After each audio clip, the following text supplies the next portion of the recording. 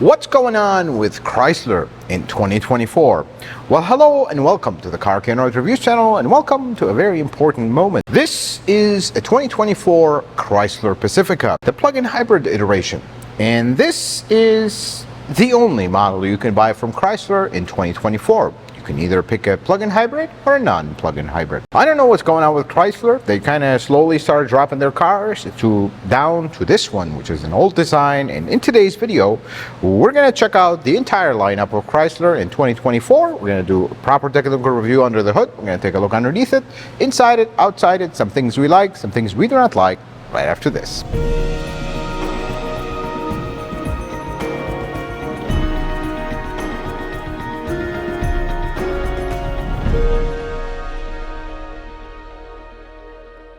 Let's start our technical review under the hood, which is showing its age. We're moving away from V6 to a 4-cylinder, we're moving away from V8 to a 6-cylinder. But this has a 6-cylinder engine, V6, 3.6 liter. It is very old school, so let's dive in. So this is an aluminum engine. You have aluminum heads, aluminum block. This does have plastic valve covers at the top. You do have roller rockers. It's a one-piece cylinder head.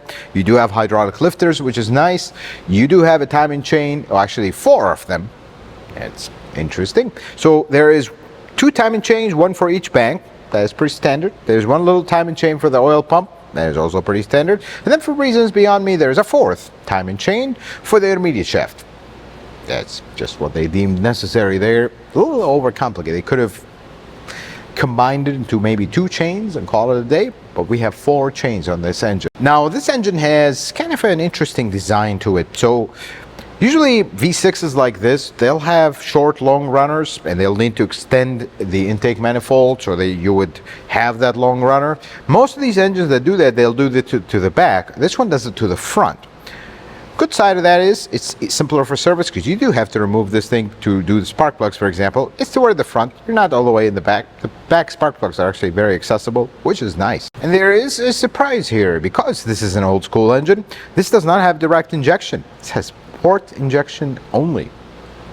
So I guess there is some silver lining here.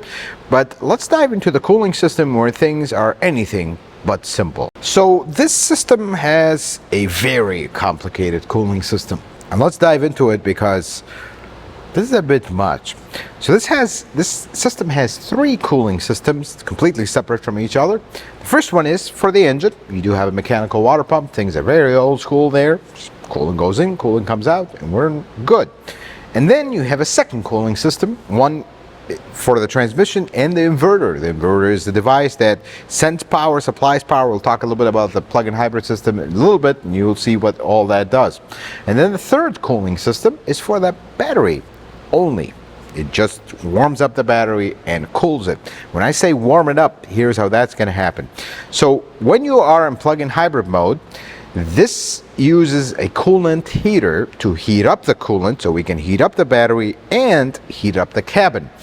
Not the most efficient way they've done it, because you're kind of using that heater for 2 things, and yeah, it's kind of derails the whole point of the plug-in hybrid. Newer plug-in hybrids are doing it a little better, where they separate things. This is starting to show its age, and you can really see that it's mega complicated with all the hoses and all that. This van being the size that it is, you do need a lot of, it's pretty heavy duty electric coolant heater to heat up this entire van, and before long engine comes on to warm things up, and it kind of negates the whole point of the plug-in hybrid system. That's why this system is not the best in extreme cold weather when you need to warm up this entire van, which is very large. So the hybrid system in this car, let's talk about the transmission first, and then that'll kind of start making sense. So this has a SI EVT transmission, not a CVT, but it is a variable transmission. So what SI EVT stands for is single input electronically variable transmission. Translate that as a CVT, that is electronically CVT'd. So basically this transmission can do variable ratios as you go, so you don't have gears that are changing. similar to many hybrid systems that are out there, namely Toyota, somewhat similar to it. But here's the interesting part. So this has two motors. One is very large and it's connected directly to the differential. That's what drives the wheels. And then you have a little one that is connected to the planetary gear set inside the transmission. The difference is they both can drive the car. So that's the interesting thing. When the engine's running, it could turn one of them and charge the battery, and the other one can drive the car, and it can kind of work simultaneously or separate to drive this car. Now, this car does not have a starter or an alternator because one of these electric motors will actually start the engine when needed, and because we have a high voltage battery, you can actually just convert that, step it down, DC power, and power the accessories and charge the 12-volt battery, so you don't need an alternator. And speaking of there's no alternator and we switch the voltage back, what controls everything, where the power is going, when are we charging the battery, when are we supplying power to start the engine, what controls all that, something called the PIM, Power Inverter Module, and sits right here under the hood. It is a separate serviceable part. This also includes the DC to DC converter. That's what takes that voltage from the high voltage battery, steps it down to 12 volt to power the accessories, charge the battery. It is business as usual. This one does have cooling going through it, and one of the cooling systems to cool it, because this is the part that gets pretty hot. Then the high voltage battery. It is a 380 volt lithium ion battery, sits underneath the car. We're going to look at it in a little bit, or section of it. It's pretty well covered. Now, this battery, the cooling and heating system is pretty interesting. We glanced over it quickly just to say, it has a cooling system for the battery, but it's not exactly perfect science. Here's how that works, and here's the strange, complicated part. So if the lithium-ion batteries need to operate at an optimal temperature, you don't want them too hot, you don't want them too cold. You just want them at the optimal temperature. So if the battery is too hot, we're going to use coolant to cool it, but usually the coolant is not rapidly, will not be able to rapidly cool that battery and control its temperature. So here's what they do instead. They route HVAC, refrigerant, to a heat exchanger that exchanges heat with the coolant to help it further cool the battery. Very complicated. Why couldn't we just run HVAC lines to cool the battery? Since we are already doing that, that's okay. And then the next thing is, how do you heat up the battery? Well, here's where we have interesting thing. Remember when we talked about the electric coolant heater and how that heats up the coolant to warm up the cabin? Well, that coolant doesn't exactly, that's a separate system. It doesn't exactly go to the battery. So they have another heat exchanger that exchanges heat between the warmed up coolant that's going to cool up the cabin and the coolant of the battery to warm it up, which then it will warm up the battery. Folks, this is not an electric car. We don't need this complication. They could have just put an electric heater in the battery to warm it up. That would have been a lot simpler, worked better, maybe sacrificed a little bit of your range, but it's crucial that you warm up this battery rapidly. So I wish they would have just kind of made this simple, but they didn't, because the coolant system in this van is the biggest concern I have with it. It is extremely complicated. There are so many parts around this big V6 that just, and the next thing about that is the extreme use of plastic and one-time use clamps. Almost feels like we made this, it will just be there forever. We all know that's not the case, because there is a lot of concerns about this powertrain from everything that I'm seeing. Things are not very well made, and there is a mega complicated system. That is usually the recipe of this is not going to last long. And that is no secret. Chryslers are normally not known to last very long without issues, so that's only going to add more to it. Now, this being a plug-in hybrid, the advertised range is around 32 miles of range when it's fully charged, and it does get close to that in decent weather. Slightly cold, slightly hot, it will still achieve close to that. So there is an onboard charger here that is actually pretty interesting because it is a fast charger. So even if you plug it into your house, 110 household outlet there, it will charge from 0 to 100% in 12 hours. That sounds like a long time, but you could easily get a level 2 and charge it faster. That is an interesting thing. You can actually charge this on 110 and get full range. That is the cool thing. I think that is a little bit faster than most plug-in hybrids.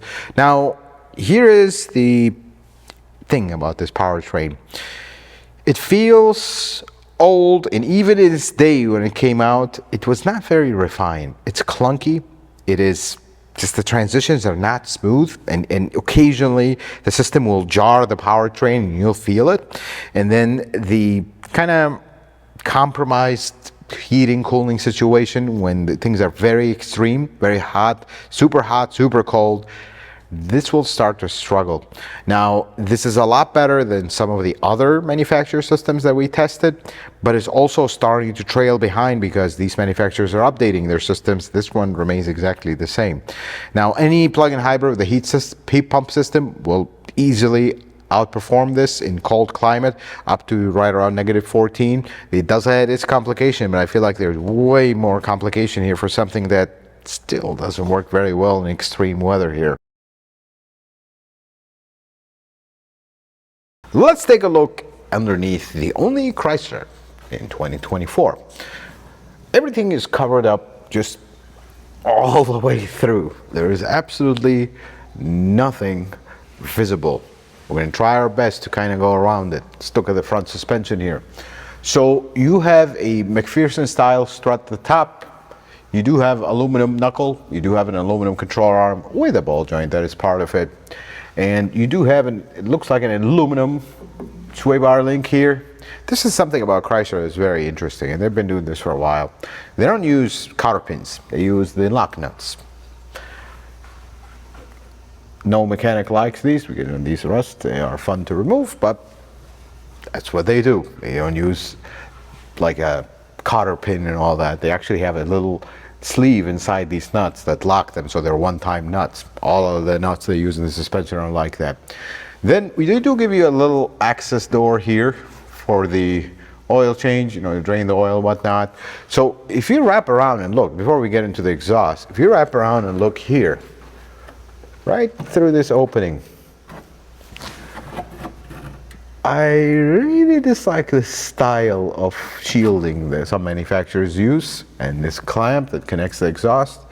That is not something you're gonna have for longevity. You see another one right here. And then Chrysler, historically, they don't have the highest quality exhaust systems in the world. I mean, this is practically a new car. The welds are not nice. Everything is, again, I feel like their design language is, this car will not last long. Now, the battery and the fuel tank live in this area. That's why the plug-in hybrid model does not have stow and go, because the battery is here and takes all that space up. It's pretty well insulated, and then you have some really heavy duty covers for them, so that is pretty cool. As we move in the back here, this is not all-wheel drive and doesn't have an option for one.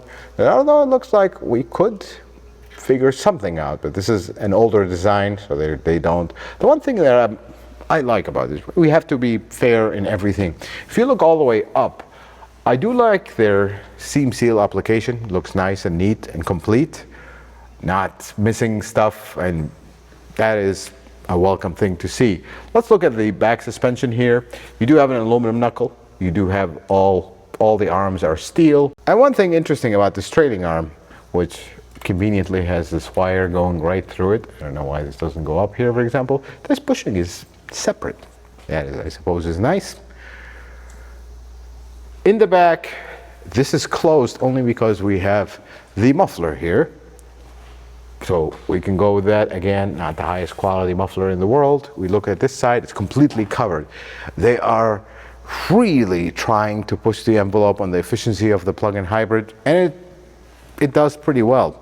Folks, in our testing right around town, we depleted the EV charge. We were getting right around 30, 31 miles per gallon. It's actually pretty impressive. This is a very big van, and it takes a lot of people, and that is not bad. And you can see why, because they covered the entire thing front to back. There is nothing else not covered. Lastly, the rear brakes do have the integrated parking brake in them. The motor, pretty simple. That's just how this one is.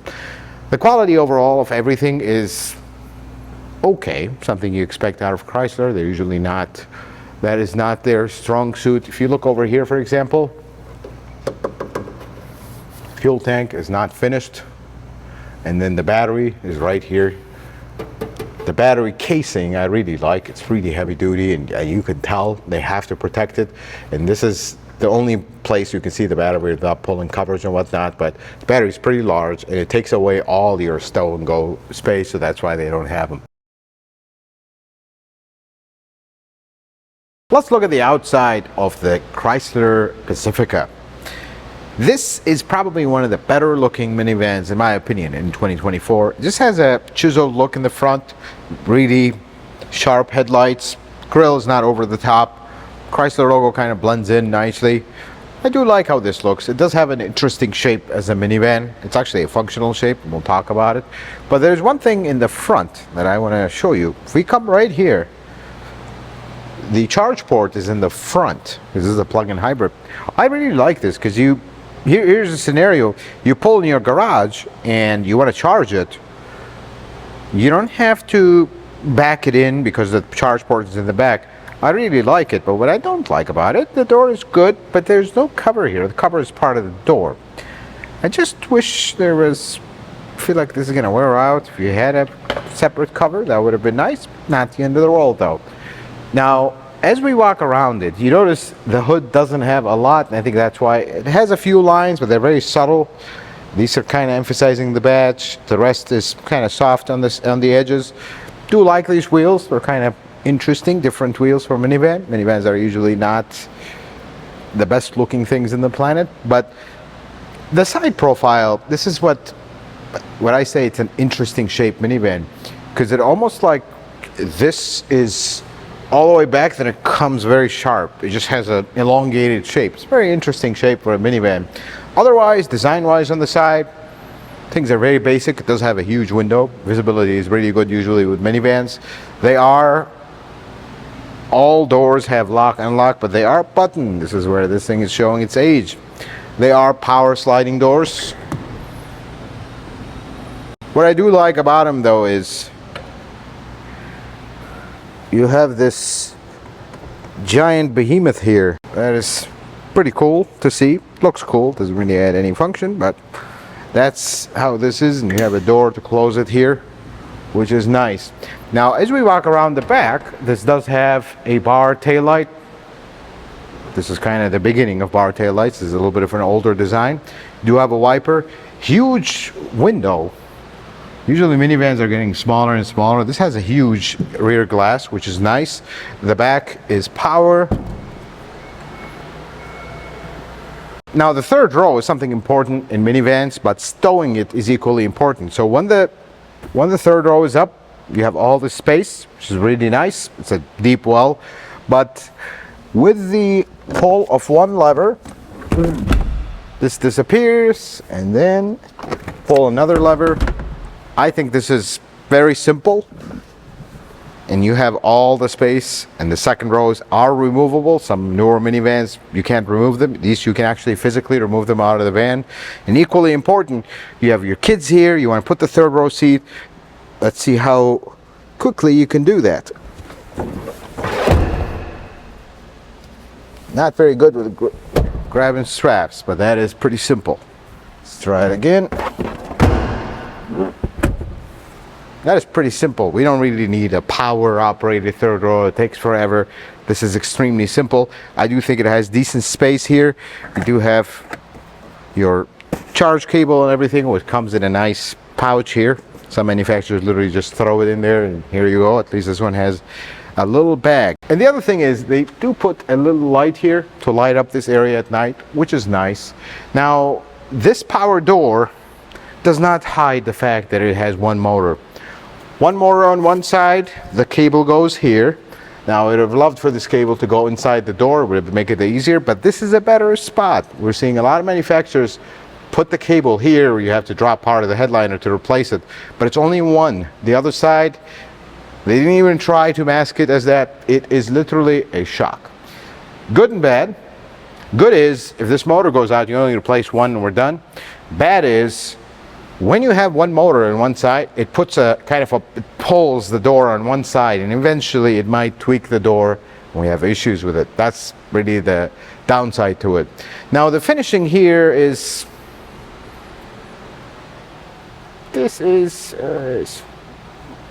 you could do better on the visible stuff right in front of the owner's eyes, but I guess that is not the end of the world. Now here's something with Chrysler and Dodge equally, and some other different manufacturers in the Stellantis group.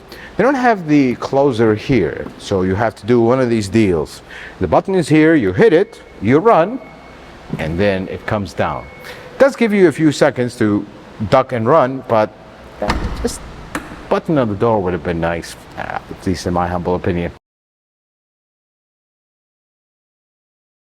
Let's talk about the Chrysler Pacifica's interior. And at initial glance, it's a typical minivan interior, but there are a few things that are good, few things that it could be better. This is a very expensive minivan in 24, especially in the plug-in hybrid model. And I feel like we've tested the Pinnacle before. It was not very impressive. Stellantis usually put really nice interiors lately, but that one was not one of them. This is a lower trim than the Pinnacle, not a low trim. The plastics don't feel very high quality, and even the leather just feels average leather at best. The only thing that is extremely nice is the leather on the steering wheel. I mean, it is truly nice. I wish all manufacturers would use really nice leather like this one, and I kind of wish the rest of the interior would have similar leather. It doesn't, and that's okay. The fit and finish here is average at best. In some areas, it is not great. I mean, you look at this little door situation here. This front door is super smooth, super nice, very easy gliding. It looks every bit as much of a $64,000 car. But this middle one,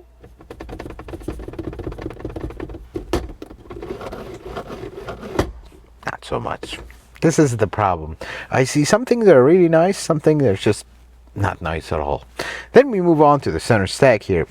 All your HVAC controls are physical, which is really a breath of fresh air in 24. All cars move into screens and whatnot. This one has it all here except the heated and cooled seats. They are on the screen, but they are very easily available with one touch of the button. They're always at the bottom. You can just access them. Wish they were physical as well, but I suppose we can live with that because the rest is physical. The shifter is this rotary dial. Although it has a really nice feel to it, it feels like aluminum-ish, but rotary dial is really annoying. If you're trying to make a multi-point turn, you have to really precisely turn it to where you want it to be. And then the L, which is maximum generation in the plug-in hybrid, you have to press the thing and then turn it to go into it. A little shifter would have been fine. I really dislike the rotary dial. Now, the infotainment screen is possibly one of the best in the industry. The Uconnect is really good. It works so good. It is featureful. It is fast. It's not glitchy. It's one of the best infotainment systems we've tested. If you're into infotainment systems above all, this is possibly one of the best. Now the gauges is a big screen in the middle, kind of big gauges on the side. On this particular plug-in hybrid model, on the left side of the gauge, you have the charge indicator and how much power you're using. On the left side, you only have the fuel gauge, which is pretty oversized, I think. And then the middle screen, it doesn't do much, but it's not an all screen gauge, which is fine, but then you don't have a tachometer, so I don't know what the speed is. You do have some interesting stuff, and these usually, the domestic manufacturers get this right. You can actually view your oil pressure in a number, which is very simple. I don't know why everybody doesn't do that. You give you a lot of information here that is really relevant and important, and you can very easily access them. Steering wheel controls are very simple. You do have controls in the back for the volume and skip and track and whatnot, change the mode. That is really nice. It's something that usually domestic manufacturers get right. Steering wheel controls are very easy to operate. Now, beyond the materials and all that, let's talk about this interior from a driving perspective, or kind of spending time with it. The seats are very comfortable. They're not the nicest material, yes, but they are very comfortable. This driving position and the visibility is great. Usually that is a trait of minivans.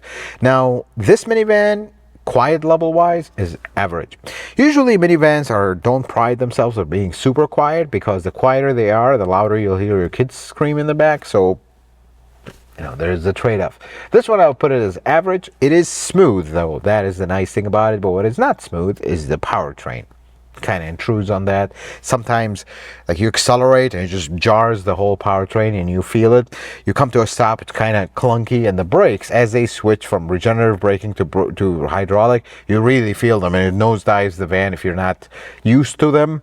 I feel like that intrudes on the refinement of the suspension. That is smooth. That's one of the things with the Chrysler Pacifica. Let's talk about second row seat in the Chrysler Pacifica.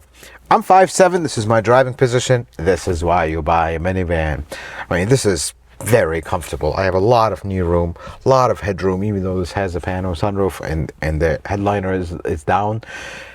This is a place where you can sit adults very comfortably. But here is the small issue I have with the plug-in hybrid model. One of the coolest features about Chrysler minivans is the stow and go. I mean, nobody has done it as good as they did in this department. Even though these seats are removable, you can remove them out of the van, but because this is a plug-in hybrid and you have a giant battery, you lose the stow and go. One of the main reasons you would buy a minivan like this for a function. So that is a big compromise. It is a flat floor. And one of the things I like here, you know, minivans will usually have a screen here. This one has it on the back of the seat. And usually they're super outdated after 2 years. They don't work and they're just this horrendous idea. But this one, if I pull the remote and I show you this remote, isn't this familiar? I have one of these in my living room. This is a Fire Stick. They get updates. They work very well. This is a smart idea. Well, if car manufacturers can't make these systems or make them so ancient and horrendous, why don't we just go contract somebody else that know what they're doing with this stuff? And they did. And it works great. You have an HDMI port here. You have an aux cable. You have a charging port right on the seat, right in front of you where the screen is. And the best part is, when you don't want the screen, it's gone and you don't have to stare at an empty screen the entire trip. And that is pretty cool. Now, also on the second row seat, you do have a shade, but there is one thing about the shade. Why is it not cover the rest? I don't know why it doesn't. It's kind of like if I sit here in this position, the sun will just hit me right in the eye. So I'm assuming these are for kids, which makes sense, but I just feel like it could have been a little larger. That would have been nice. Now, the other thing is, this is a power sliding door, so I'm going to open the door, and when we close it, it makes a very interesting sound. Let's take a listen when it closes.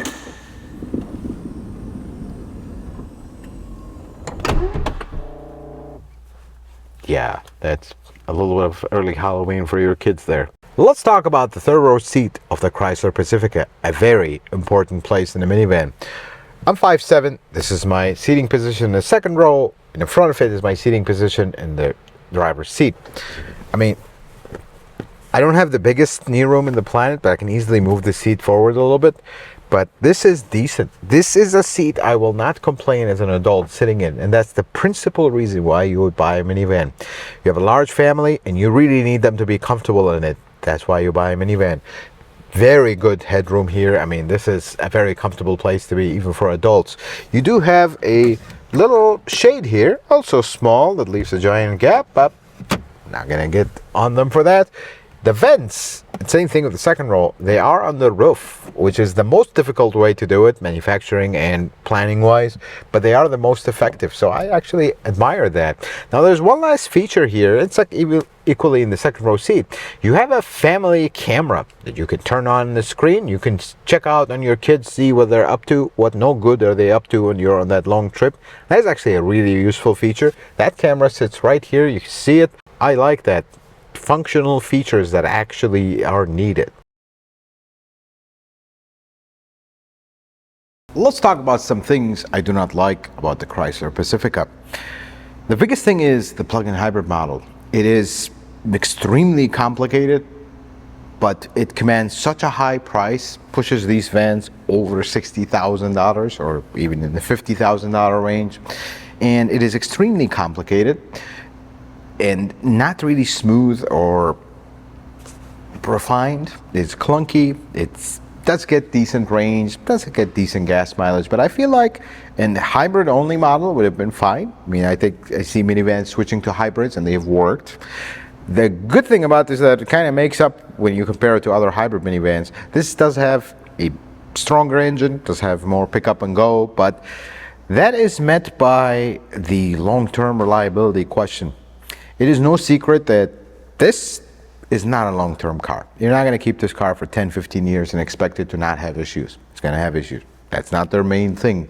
So for a short-term van, you're going to buy it during the warranty period. It'll be okay, but there are other options. This is getting old, and that's the problem. And the plug-in hybrid model really does not stack up against the competition in this segment because too complicated, really lackluster performance in the smoothness department, and in very cold weather, you might as well just have a hybrid. It's not going to do very well in cold climate.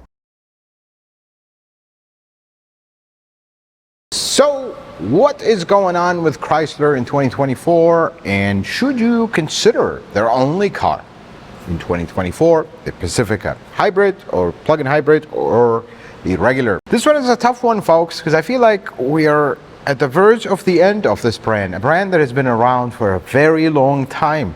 And the other thing is, this is the last American, an American manufacturer minivan. GM doesn't have one, Ford doesn't have one, only Chrysler has one. Which, by the way, if you're not familiar, Chrysler actually pioneered the minivan a long time ago with their Town and Country, and then on the Dodge side, their Grand Caravan and all that. So they were the ones to have the first crack at it. And this is the only model that they still have surviving. So let's talk about this car. There is some good stuff, some bad stuff about this car. And it's really difficult to navigate this and give you a final, precise opinion about it, because this is a very aging minivan. It's been around since 2017, and yeah, they changed things around, but not significant changes, and it's starting to show its age. And the problem is, it's not just the van is showing its age, it's the buyers in 2024 are a lot different than those in 2017. Things have really ramped up in the automotive industry. So let's start with the outside. I think, looking at other minivans that are competitors, if you would, this is a better looking one, in my opinion. If you're after aesthetics, this is a better looking one than most minivans. Usually minivans aesthetics are not very important. They always look odd and interesting. On the inside, though, on the function department, this is a very functional minivan, and especially if you get the one without the hybrid or the plug-in hybrid model that has the stow and go. That's one of the pioneering features for Chrysler minivans. Instead of removing that second row, or even some minivans where you can't even remove the second row, this one you can hide it in the floor. It's a great idea and really a functional one. Now, the problem with this particular one, the plug-in hybrid model, it is $64,000 for a van that is designed in 2017. And how should I put it? Quality is not something very high on its list of priorities. The interior, while super functional, truth have to be said, it is a very good minivan from a function standpoint. It is not $64,000 like material-wise. And previously we've reviewed the Pinnacle. While it was nicer, it was still not impressive. And this being a little bit lower trim than that, it's even worse. Truth have to be said. The plastics they use feel cheap and flimsy. Fit and finish is okay at best. The infotainment system is great. I think this is one of the best things about this van and any Stellantis product you buy. The Uconnect system is really good. Very intuitive, works very fast, and that is really good. Now, the plug-in hybrid model is a model that I don't understand. It's more expensive. It's not really very refined. It's very actually clunky, super clunky at times, and the technology is a big question mark, because long-term reliability with minivans is kind of important, and this one doesn't exactly have the top of the bunch spot. And then you lose one of the biggest features why you would buy this particular minivan over the others, the stow and go. So this is not a long-term van. You're not going to buy this and keep it for 20 years. This is not what these are made for. You're going to buy this, keep it for the warranty period, move on to the next one. Unfortunately, though, I don't know if there's going to be a next one. I hope so. For the folks that work at Chrysler, they're hardworking people. I hope there's another one, but this is the only van you could buy, or this is the only car. This is the entire lineup of Chrysler in 2024.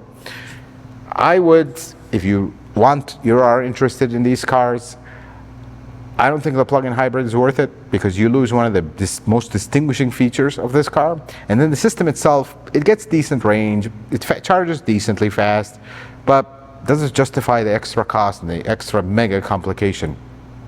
I'll leave that one up to you. Folks, I hope this video was helpful and informative. I hope you learned something new. If you like it, consider giving it a thumbs up. If you're not a subscriber, consider subscribing to the channel. Check out some other videos. Until the next video, may the Lord bless you and keep you. And you have yourself a wonderful day.